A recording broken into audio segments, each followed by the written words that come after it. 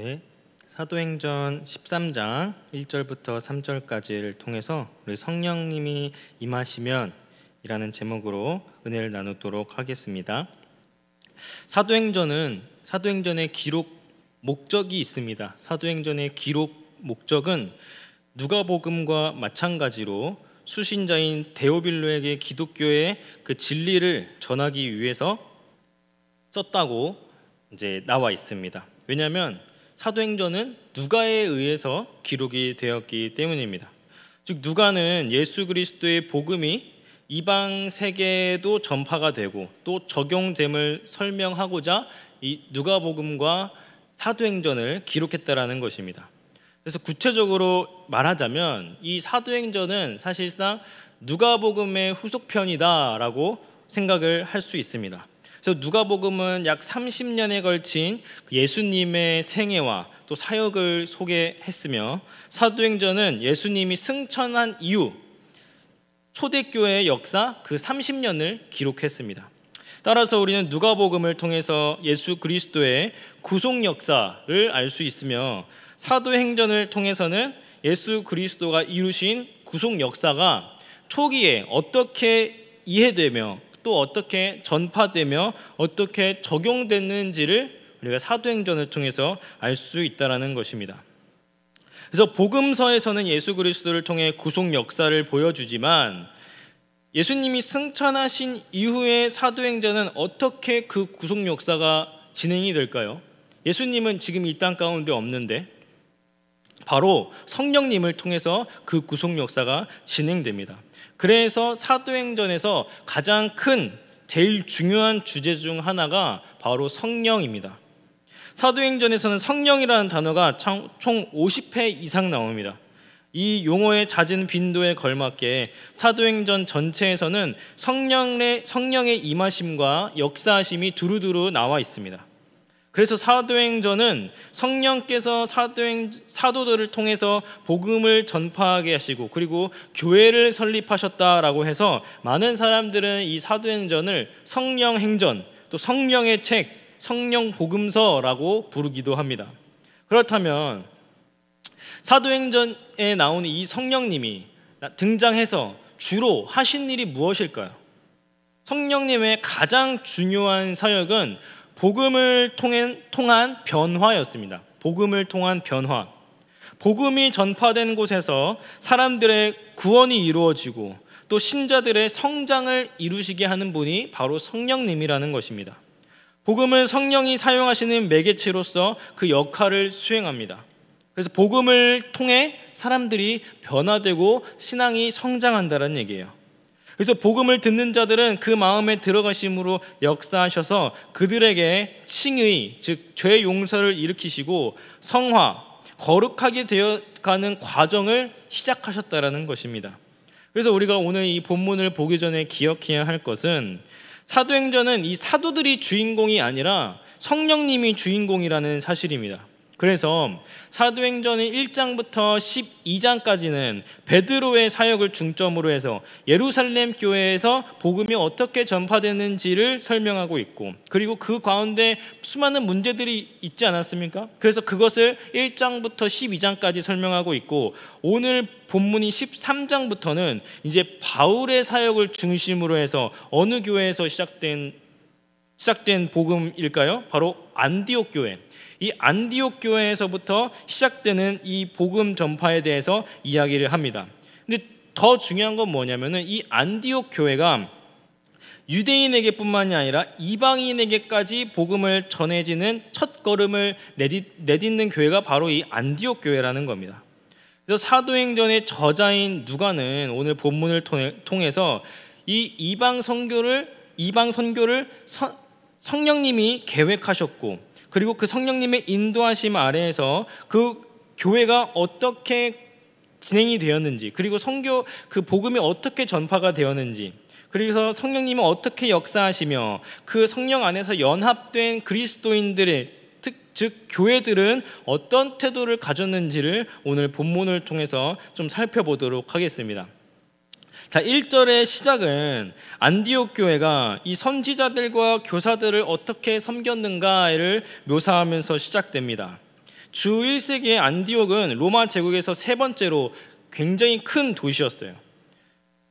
즉 로마와 알렉산드리아 다음으로 큰 도시가 바로 안디옥이었습니다. 그래서 안디옥에는 5명의 선지자들과 교사들이 있음을 기록하고 있습니다. 이 5명은 바나바, 그리고 니게르라는 시므온, 구레네 사람 루기오, 본붕왕 헤롯의 젖동생 마나엔, 그리고 사울입니다. 자, 그런데 여기서 1절에서 가장 눈에 띄는 것은 뭐냐면 이 5명의 지도자들인데, 굉장히 재밌는 부분은 이 5명의 지도자들이 각각 다양한 인종적 다양성을 가졌다라는 거예요. 바나바는 키르포스 출신이었습니다. 그리고 니게아라는 불리는 시므온은 아프리카 출신임을 알 수 있습니다. 왜냐하면 이 니게아라는 말은 헬라어로 니게르라고 하는데 이 말이 흑인이라는 말이기 때문입니다. 그리고 구레네는 북아프리카 출신, 그리고 마나에는 본붕왕 헤롯의 젖동생이라고 소개가 되는데, 여기서 젖동생이라는 것은 같은 유모에서 자란 동생을 이야기합니다. 예수님이 태어났을 때 갈릴리를 통치했던 그 헤롯 총독을 기억하시나요? 베들레헴에서 예수의 정체를 두려워해서 어린아이들을 무참히 살해하고 세례 요한을 처형한 그 인물입니다. 그 인물과 같이 자란 동생이 바로 마나엔이라는 거예요. 그리고 사울은 다소 출신입니다. 그러니까 각각 다양한 출신에 있는 사람들이 한 곳에 모여서 성령님이 그 자들을 한 곳에 모이게 하셨다라는 겁니다. 이 지도자들의 배경과 출신이 놀라울 정도로 다양한 이유는 이 안디옥이라는 이 지역, 또 안디옥이라는 이 교회가 굉장히 국제적이었다라는 것을 설명합니다. 그래서 우리 생각에는 하나님이 구원 역사를 이루시기 위해서는 유대인이어야 할 뿐만이 아니라 예수님에 대해서 많이 알고 또 같은 지역에서 또 연관이 있는 사람들끼리 좀 이렇게 학연 지원 모여가지고 해야 되지 않을까라는 생각을 하지만 하나님은 그렇지 않았다라는 것을 보여줍니다. 왜냐하면 이 구원 역사라는 것은 사람의 생각과 마음으로 할 수 없는 일이기 때문이며, 더 나아가 하나님께서 모든 책임에 권한이 있기 때문입니다. 다시 말하면 성령님이 지금 주도적으로 지금 이 일을 시작하셨다라는 것을 암시하는 것입니다. 성령님이 일하시기 시작한 교회, 그리고 성령님이 일하시는 교회는 바로 어떤 교회일까요? 성도가 많은 교회입니까? 봉사자가 많은 교회입니까? 아니면은 건물이 화려한 교회입니까?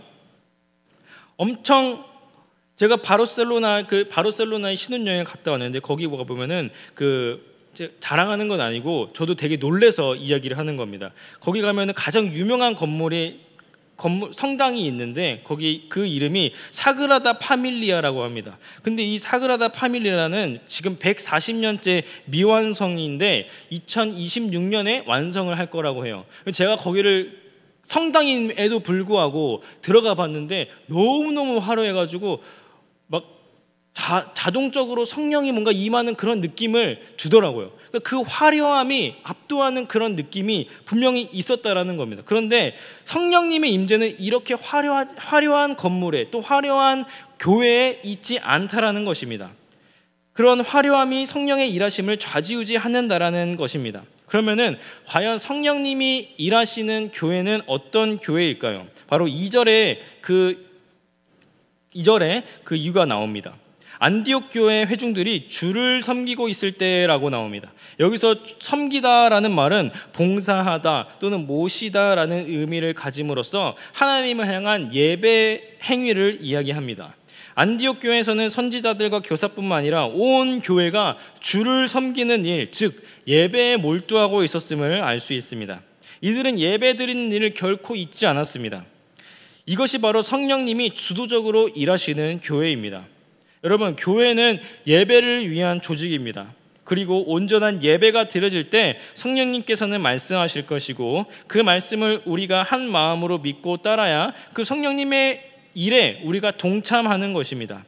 하나님께서는 안디옥 교회 성도들에게 바울과 바나바를 특별하게 사용하시기 위해 구별하여 임명할 것을 요구하십니다.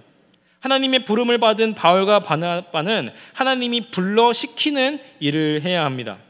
여기서 불러시키다라는 단어는 프로스케클레마이라고 하는데, 이 단어는 1인칭 완료 수동태 직설법으로 쓰여졌으며, 쉽게 말해서 내가 내 자신을 위하여 불러왔다라는 의미를 가집니다. 제가 왜 헬라어의 시제까지 설명하며 이 문장을 설명하냐면, 이것은 1인칭 완료 시제로서 바나바와 바울을 불러서 선교 사역을 시키고자 하는 것을 이미 하나님께서 주도적으로 임명하셨다라는 것을 설명하기 위해서입니다. 이들은 하나님의 놀라운 이방인 구원 계획을 위해서 이미 선택받은 자였다라는 것입니다. 그리고 그렇게 성령님께서 주도하심으로써 성령님께서는 교회가 성령께 협력하도록 명령하고 계시다라는 것을 본문이 강조하기 때문입니다. 이러한 하나님의 주도적인 일하심은 바나바와 사울을 세워야 하는 일로 이어집니다.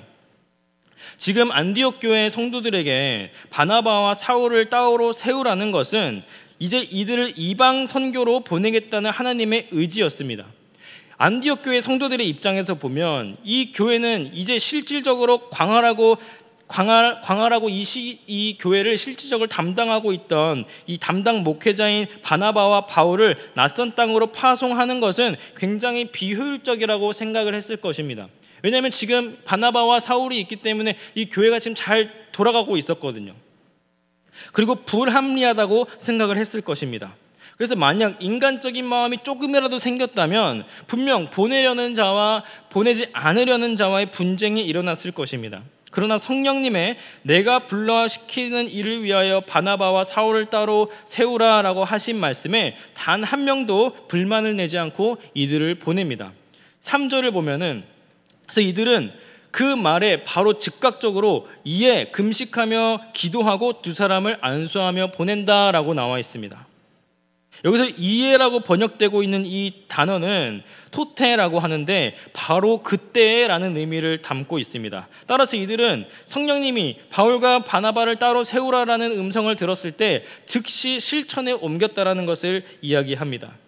이들은 즉시 금식하고 기도하며 이들을 안수하고 보냈습니다. 여기서 안수했다라는 것은 임직을 위한 의식이라기보다는 안디옥 교회 성도들과 두 사람들 사이의 교제와 더불어 하나님께서 그 두 사람을 부르셨으며 그들이 행하는 일에 하나님의 복이 함께 하시길 바라는 그냥 기도 행위라고 할 수 있습니다. 그리고 마지막으로 이들은 바나바와 바울을 보냅니다. 보통 이제 파송하다, 보내주다라는 이 단어는 아포스텔로라는 단어를 종종 사용합니다. 이 아포스텔로라는 단어의 의미가 파송하다, 보내다라는 뜻입니다. 그런데 누가는 이 3절에서 아포스텔로라는 단어를 사용하지 않고 해방하다, 풀어주다의 뜻을 가진 아폴리오라는 단어를 사용했습니다. 이 단어를 사용한 것을 봤을 때 안디옥 교회 성도들이 자신들이 독단적으로 바나바와 바울을 파송한 것이 아니라 하나님의 명령에 따라 붙들리거나 구속하지 않고 자유롭게 떠나도록 순종했다라는 것을 의미합니다. 안디옥 교회 성도들은 자기 교회의 지도자인 바울과 바나바를 떠나보내는 일에 전혀 주저하지 않았습니다. 왜냐하면 그들을 따로 임명해서 보내라는 하나님의 말씀에 확신이 있었기 때문입니다. 그래서 이들은 바로 고민하지 않고 실천했습니다. 이들은 다 같이 한 뜻으로 교회의 막중한 사명을 감당했습니다. 그것은 바로 성령님의 역사로 가능한 일이었습니다. 그리고 성령님의 역사는 이들이 온전히 예배를 드릴 때, 즉 교회의 본질을 나타낼 때 임하신다라는 것을 오늘 본문을 통해서 나타냅니다. 여러분, 이 모든 순서의 시작은 바로 예배입니다. 그 다음에 교회 안에서의 사명을 감당하는 것입니다. 우리가 교회 안에서 감당할 수 있는 것이 무엇이 있겠습니까? 바로 봉사입니다. 그런 의미에서 우리가 예배하며 섬길 때 봉사의 일도 감당할 수 있는 것입니다. 왜냐하면 예배를 드림으로써 성령께서 시키는 일에 순종할 수 있는 믿음을 갖추기 때문입니다. 그래서 예배와 봉사는 항상 밀접한 관계에 있습니다. 예배를 드리지 않고 봉사만 한다거나 봉사를 하지 않고 예배를 드린다라는 것은 이 밀접한 관계에 대해서 무지하거나 아니면은 외식주의자거나 둘 중 하나의 이유를 갖고 있다고밖에 이야기할 수 없습니다. 여기서 또한 우리는 성령님의 역사 중 중요한 특징을 하나 볼 수 있습니다. 저자인 누가가 성령께서 이르시되 또 성령을 중심으로 한 이 이야기를 통해서 성령께서는 도대체 누구에게 말씀하셨냐라는 겁니다. 성령께서는 교회에 있는 한 명 이상의 선지자를 통해 공개적으로 그리고 그 상황에 대한 하나님의 뜻에 대한 확신이 그 자리에 참석한 각 사람에게 주어졌습니다. 여기서 말하는 건 각 사람에게 성령님께서 개인적으로 주관하셨다라는 것입니다. 따라서 예배라는 것은 성령의 임재 그리고 성령님과의 관계라는 것을 시사합니다. 더 나아가 성령이 우리에게 임하시면 우리는 성령님으로 말미암아 우리를 그리스도로 연합시키는 동시에 우리 각자를 서로에게 연합시키는 역할을 합니다. 성령님이 일하시면 우리가 그리스도와 연합되며 우리 서로가 성도끼리도 연합이 된다는 것입니다. 이와 같이 연합시키고 결합시키는 성령의 능력은 마음이 비슷한 사람들끼리 내가 좋아하는 사람들끼리만 연합시키는 것이 아니라 우리가 동일하지 않아도 다른 사람이어도 친근한 관계가 돼버린다라는 것입니다. 낯선 자들, 심지어 원수들까지도 새로운 공동체에 포함이 되는 것이 바로 성령의 역사입니다. 그래서 성령의 권능이 임한다라면은 이전에는 극복할 수 없었던 장벽을 무너뜨리며 새로운 공동체로 나타난다라는 것입니다. 성령의 권능으로 그리스도 안에서 연합된 우리는 하나의 공동체입니다. 우리는 한 몸의 지체이며 서로에게 상호 의존적입니다. 성령은 우리를 그리스도와의 새로운 연대 속으로 동시에 우리들을 상호 간의 새로운 연대 속으로 이끌어 들이면서 더 이상 이 교회가 자기 중심적으로 그리고 나만의 생각적으로 인간적인 생각으로 세상적인 생각으로 세워지는 것이 아니라 성령님의 주도적인 이 사역으로 인해서 교회가 세워져야 된다는 것을 이야기하고 있는 것입니다. 성령님이 임하시지 않으면 이 교회가 성령님의 이끄심대로 가지 않으면 누구는 믿음 안에서 확신을 얻고 나아가는데 누구는 세상적인 생각을 가지게 되면서 분쟁이 일어날 수밖에 없습니다. 세상적인 기준으로 이것저것 따지면서 그리스도를 머리로 하는 교회라고 할 수 있겠습니까? 그래서 우리는 모두가 마음이 맞아야 되는데 그 마음을 맞게 하는 것이 굉장히 힘들지 않습니까? 서로 사랑하는 부부도 몇 년을 같이 살아도 맞지 않다고 하는데 우리는 본 지 얼마나 됐다고 어떻게 마음이 하나하나 잘 맞겠습니까? 그래서 성령의 역사가 필요하다는 겁니다. 우리가 그리스도를 연합시키며 동시에 서로 연합시키는 권능을 성령님께서 가지셨기 때문입니다. 이 능력은 앞서 이야기했지만 낯선 자들 그리고 심지어 원수들까지도 새로운 공동체 안에서 연합시키게 하는 놀라운 능력을 가졌습니다. 그리고 그 능력은 공동체에서 임하지만 우리 각자에게도 임한다는 사실을 기억해야 합니다. 그래서 우리 경신교회 공동체가 세상의 기준으로 서로를 바라보지 않고 세상의 기준으로 교회를 세우려 하지 않고 온전히 그리스도의 몸으로 연합된 형제 자매된 가족 공동체로서 이 교회를 세워나가기를 소망합니다. 여러분, 교회는 우리의 힘으로 세워가는 것이 아닙니다. 성령의 사역에 우리가 동참하는 것입니다. 그리고 그 교회를 하나님의 뜻대로 이끌기 위해 사역자를 세우고 목사를 세우고 장로를 세우고 권사를 세우고 집사를 세우신 것입니다. 우리가 이 사실을 믿는다면 우리는 이 새롭게 세워진 직분을 바라보는 것이 아니라 이 직분자를 세우신 하나님을 바라보아야 할 것입니다. 그럴 때 우리는 의심을 품지 않고 확신을 갖고 동일한 목적으로 교회를 세울 수 있을 것입니다. 한 사람의 생각으로 누군가의 욕심으로 세워가는 것이 아니라 성령의 음성에 순종하여 행동해야 합니다. 교회가 그렇게 나아갈 때 가지는 자유와 그 권위는 교회가 성령의 뜻에 절대적으로 복종하고 따르는 가운데 얻는 자유와 권위여야 합니다. 성령은 몸이 생명이며 몸은 성령의 도구입니다. 성령은 하나님의 성령이며 몸은 성도의 모임입니다. 성령은 모임을 통해 일하며 이 모임은 성령의 감동과 인도에 따르지 않고 독자적으로 행동할 수 있는 권한이 없습니다. 왜냐하면 이 몸은 하나이기 때문입니다. 성령의 이러한 활동을 돌이켜볼 때 우리는 교회를 향하신 하나님의 목적을 알 수 있습니다. 본문은 자신의 뜻을 교회에 완전히 계시하실 수 있는 성령과 그 뜻을 의심 없이 그리고 분명히 발견하는 교회의 모습을 그리고 있습니다. 또한 본문은 성령과 교회가 완전히 조화를 이루어 함께 일하는 모습을 보여주고 있습니다. 이러한 협력의 결과는 본문 이후에 전개되는 내용 가운데서 볼 수 있는 모든 선교의 성공적인 성과들에게서 찾을 수 있습니다. 더 나아가 이것을 우리의 개인의 사명에 초점을 맞추어 보자면 우리의 사역도 마찬가지입니다. 성령님이 우리를 부르시지 않았다면 우리는 이 사명을 감당할 수 없습니다. 우리가 가진 직분, 우리가 할 수 있는 모든 봉사의 활동 모두 성령의 부르심이 있어야 합니다. 반대로 우리가 만약 교회 안에서 직분을 맡고 봉사를 하고 예배를 하는 성도들이 맞다면 하나님의 부르심이 있었다는 것이고 우리는 그 부르심에 당연히 귀를 기울여야 합니다. 그리고 그 말씀에 감동이 온다면, 그리고 부르심을 듣는다면 우리는 그 교회와 협력하고 성령님과 연합되어 그 사명을 감수하도록 반드시 즉시 응답해야 할 것입니다. 말씀을 맺겠습니다.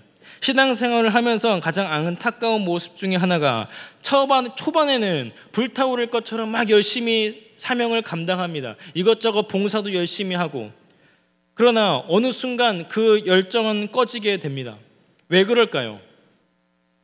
수많은 이유들이 있겠지만 가장 본질적인 개인의 예배가 사라졌기 때문입니다. 아까 서두에 이야기했다시피 예배가 시작이 되어야 됩니다. 모든 교회에서의 사역, 교회에서의 모든 봉사는 예배로부터 시작이 되어야 됩니다. 왜냐하면 그 교회의 본질이 바로 예배이기 때문입니다. 예배가 없으면 그것은 교회의 가장 중요한 본질을 잇는 것입니다. 성령님은 예배를 통해 우리에게 임하시고 그 성령님을 통해 우리가 믿음의 확신을 얻어서 교회 안에서 사명을 감당할 수 있는 것입니다. 따라서 이것이 우리의 교회의 본질, 또한 이것이 참된 성도의 본질임을 기억하기를 바랍니다. 그럴 때 성령님이 우리 마음속에서 일하여, 또 성령님이 우리 교회 가운데에서 일하여, 그리고 공동체, 그리고 더 나아가서 우리의 삶의 모든 정황까지 개입하셔서 복음 확장의 전초 기지로 사용될 것입니다. 따라서 우리는 성령님의 임재하심을 항상 구하며 모든 것이 예배로부터 시작돼야 함을 기억하며 우리의 삶 속에서도 예배로부터 시작되어 하나님의 귀한 사명을 감당하는 귀한 성도들이 되기를 소망합니다. 기도합니다. 하나님 아버지, 오늘 주님께서 우리에게 주신 이 성령님의 역사를 우리가 기억하며 모든 교회의 본질, 또한 모든 삶의 본질은 예배로부터 시작되어야 함을 우리가 기억합니다. 또 예배를 통해 임재하실 그 성령님의 능력을 통해 우리가 하루하루를 살아갈 수 있도록 인도하여 주시옵시고, 성령이 우리 마음 가운데 찾아오셔서 우리가 그리스도와 연합되고 성도가 서로 연합되어 주님의 온전한 뜻을 이루며 나아가는 우리 귀한 성도들 될 수 있도록 인도하여 주시옵소서. 감사하며 예수님의 이름으로 기도드립니다. 아멘.